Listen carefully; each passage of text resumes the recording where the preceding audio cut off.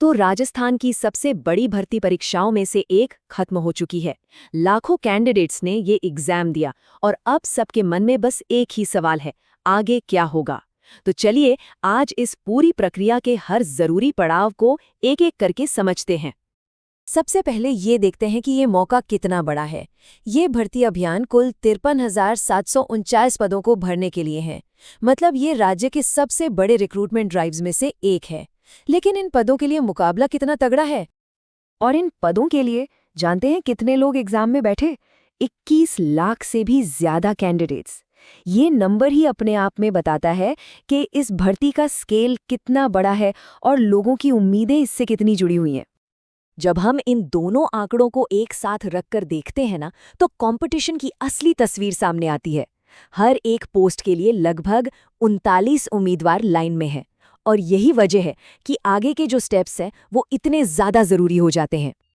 तो आज की हमारी इस चर्चा में हम इन सभी ज़रूरी टॉपिक्स पर बात करेंगे।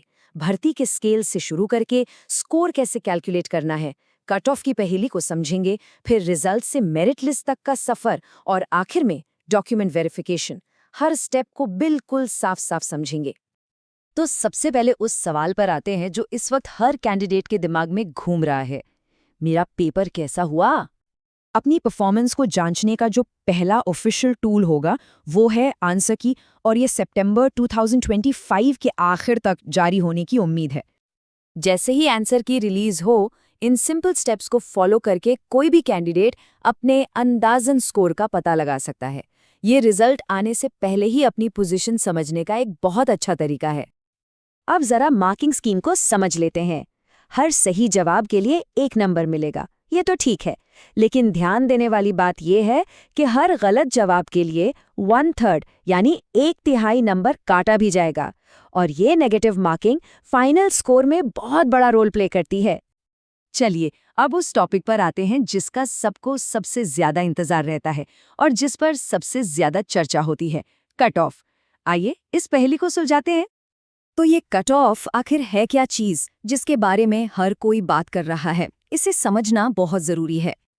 देखिए, बिल्कुल सीधे शब्दों में कहें तो कट ऑफ वो कम से कम स्कोर है जो किसी कैंडिडेट को सिलेक्शन प्रोसेस में आगे बढ़ने के लिए चाहिए होता है।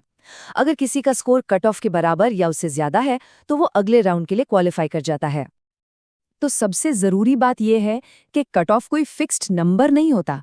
ये कई चीजों पर डिपेंड करता है, जैसे कि पेपर कितना मुश्किल था, टोटल वैकेंसी कितनी है और कितने कैंडिडेट्स ने एग्जाम दिया है। ये सब मिलकर कट ऑफ तय करते हैं। अब एक बहुत ही जायज़ सवाल उठता है, जब एग्जाम 6 अलग अलग शिफ्ट में हुआ है तो हो सकता है कि कोई पेपर आसान हो और कोई मुश्किल, तो फिर सबके साथ बराबरी कैसे होगी, फेयरनेस कैसे सुनिश्चित की जाती है? इसका जवाब है नॉर्मलाइजेशन। ये एक साइंटिफिक तरीका है जिससे अलग अलग शिफ्ट के डिफिकल्टी लेवल को बैलेंस किया जाता है।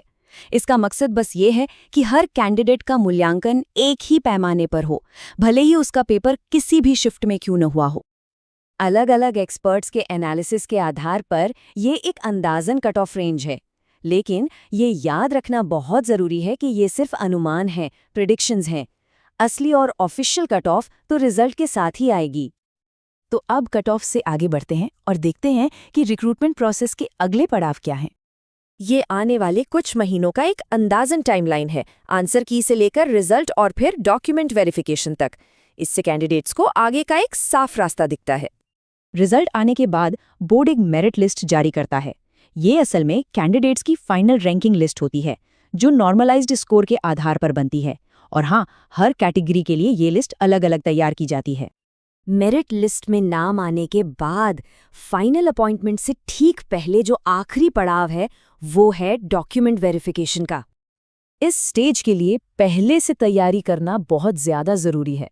कैंडिडेट्स को ये पक्का कर लेना चाहिए कि उनके पास ये सारे ज़रूरी डॉक्यूमेंट्स बिल्कुल तैयार हैं, ताकि लास्ट मिनट पर कोई भी दिक्कत ना हो। तो चिंता में इंतज़ार करने से बेहतर है कि आने वाले मौक़ों के लिए एक्टिव होकर तैयारी की जाए।